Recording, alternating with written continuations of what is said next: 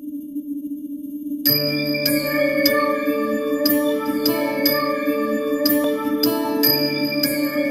ગણેશાય નમઃ. જય શ્રી કૃષ્ણ મિત્રો, સ્વાગત છે તમારું અમારી ધાર્મિક યુટ્યુબ ચેનલ ચેતન ગોહેલ વ્લોગ્સમાં. મિત્રો, આ ચેનલમાં તમને તમામ પ્રકારના ધાર્મિક વિડીયો જોવા મળશે, તો આજે જ આ ચેનલને સબસ્ક્રાઈબ કરો અને કોમેન્ટમાં જય શ્રી કૃષ્ણ લખો. મિત્રો, આજે વાત કરીશું પુત્રદા એકાદશીની. પુત્રદા એકાદશી શ્રાવણ વદ 11 અને તારીખ 5 ઓગસ્ટ 2025ના રોજ આવે છે. મિત્રો, આ એકાદશી બાળકના સુખ, સારા સ્વાસ્થ્ય, પ્રગતિ અને સમૃદ્ધિ માટે આપણા હિન્દુ ધર્મમાં કરવામાં આવે છે. આ દિવસે ઉપવાસ હોય છે. તેમાંથી એક સાવન પુત્રદા એકાદશીનું વ્રત પણ કહેવાય છે. તેના નામ પ્રમાણે આ એકાદશીનું વ્રત પુત્ર અને એની પ્રાપ્તિ માટે કરવામાં આવે છે. એવું માનવામાં આવે છે કે આમ કરવાથી વ્રત કરનારનો ખોળો જલ્દી ભરાઈ જાય છે, પુત્ર ઈચ્છાની પ્રાપ્તિ થાય છે. અને આ પુત્રદા એકાદશીના વ્રતની કથા આવો આપણે સાંભળીએ. મિત્રો, આ એકાદશીના દિવસે વહેલી સવારે ઉઠી વ્રતનો સંકલ્પ કરવો. ત્યારબાદ નાહી ધોઈ સ્વચ્છ વસ્ત્રો પહેરી ઘરના મંદિર અથવા તો પવિત્ર જગ્યાને ગંગાજળથી પવિત્ર કરી ત્યાં પીળું વસ્ત્ર પાથરવું. ભગવાન હરિ, વિષ્ણુ અથવા લક્ષ્મીનારાયણની મૂર્તિ સ્થાપિત કરવી. ફોટો હોય તો ફોટોગ્રાફ સ્થાપિત કરી શકાય. પીળા ફૂલ, પીળા ફળ અને પીળી વસ્તુનો ભોગ લગાવો. ત્યારબાદ વિધિવત પૂજા કરવી અને શક્ય હોય તો વિષ્ણુ સહસ્ત્ર નામના પાઠ કરી આરતી કરી ભોગ લગાવેલો જે પ્રસાદ છે તે વહેંચી લેવો અને ત્યારબાદ આ વ્રતકથા સાંભળવી. બોલો વિષ્ણુ ભગવાનની જય. પૂર્વકાળની વાત છે. ભદ્રાવતીપુરી રાજા સુકેતુમાન રાજ્ય કરતા હતા. તેમની રાણીનું નામ ચંપા હતું. રાજા ઘણા સમય સુધી વંશ ચલાવનાર પુત્રની પ્રાપ્તિ ન થઈ. આથી પતિ પત્ની હંમેશા ચિંતા અને શોકમાં ડૂબેલા રહેતા હતા. પિતૃઓ એમના આપેલા જળને એકી શ્વાસથી ગરમ કરીને પીતા. રાજા પછી એવું કોઈ દેખાતું નથી જે અમારું તર્પણ કરે, આવું પિતૃઓ શોકમાં બોલતા હતા. એક દિવસ રાજા ઘોડા પર સવાર થઈ ઘોર જંગલમાં ચાલ્યા ગયા. પુરોહિત વગેરે કોઈને આ વાતની ખબર ન પડી. મૃગ અને પક્ષીવાળાએ ઘોર જંગલમાં રાજા ભ્રમણ કરવા લાગ્યા. માર્ગમાં ક્યાંક શિયાળનો અવાજ સંભળાતો હતો, ક્યાંક ઘુવડનો, જ્યાં ત્યાં રીંછ મૃગો દ્રષ્ટિગોચર થઈ રહ્યા હતા. આ જ રીતે ફરીને રાજા વનની શોભા જોઈ રહ્યા હતા. એવામાં બપોર થઈ. રાજાને ખૂબ ભૂખ અને તરસ સતાવવા લાગી. રાજા પાણીની શોધમાં આમ તેમ ભટકવા લાગ્યા.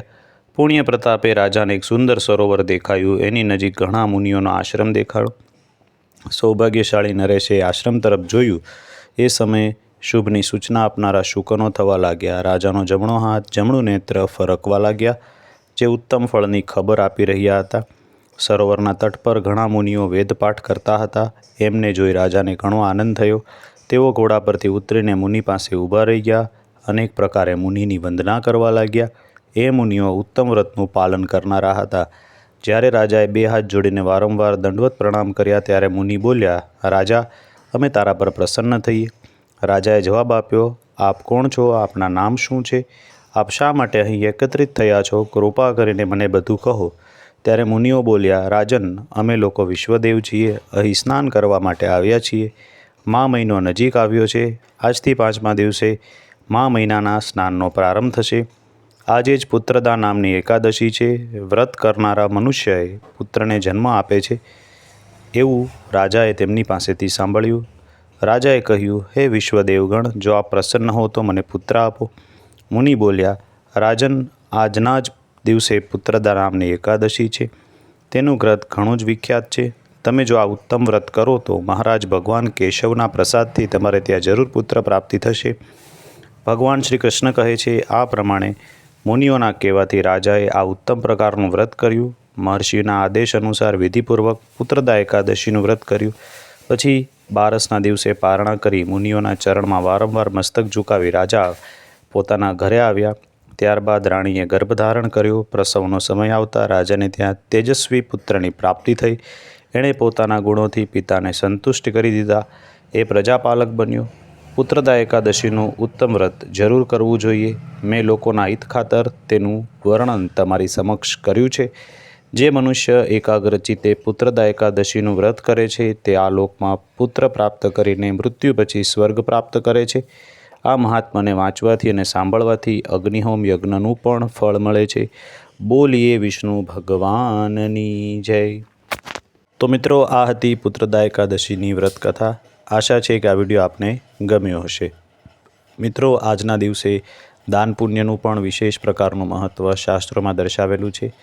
આજના દિવસે ગૌદાન એટલે કે ગાયોને ઘાસચારો ખવડાવવો, ગરીબ લોકોને દાન, બ્રાહ્મણોને દાન, જરૂરિયાત મુજબ અને આપણી શક્તિ પ્રમાણે આપણે કરી શકીએ છીએ. એકાદશીનું વ્રત એ આમ તો આપણા હિન્દુ શાસ્ત્રમાં વિશેષ પ્રકારનું વ્રત માનવામાં આવે છે. આપણા હિન્દુ ધર્મશાસ્ત્રમાં વર્ષમાં 24 એકાદશીઓ આવે છે. દરેક એકાદશીનું પોતાનું આગવું અને વિશેષ મહત્ત્વ છે. આજનું પુત્રદા એકાદશીનું વ્રત પુત્ર પ્રાપ્તિની ઈચ્છા રાખનાર વ્યક્તિએ કરવું જોઈએ. જેમ રાજાને પુત્ર પ્રાપ્તિ થઈ એવી જ રીતે વ્રત કરનાર વ્રતીને પણ પુત્ર પ્રાપ્તિ ઈશ્વર કૃપાથી થાય છે. એવું આ પુણ્યશાળી અને ઉપકારક વ્રત અવશ્ય કરવું જોઈએ. આપ સૌને એકાદશીની હાર્દિક શુભકામના સાથે આ વિડીયોને અહીંયા જ પૂર્ણ કરીએ છીએ. વિડીયો કેવો લાગ્યો એ કોમેન્ટમાં જરૂરથી કહેજો. વિડીયો ગમ્યો હોય તો તમારા સગા સંબંધીને આ વિડીયોની લિંક જરૂરથી મોકલજો. ફરી મળીશું કોઈ નવા આવા જ ધાર્મિક વિડીયો સાથે. ત્યાં સુધી અમને રજા આપશો. આપ સૌને અમારી ચેનલના જય શ્રી કૃષ્ણ.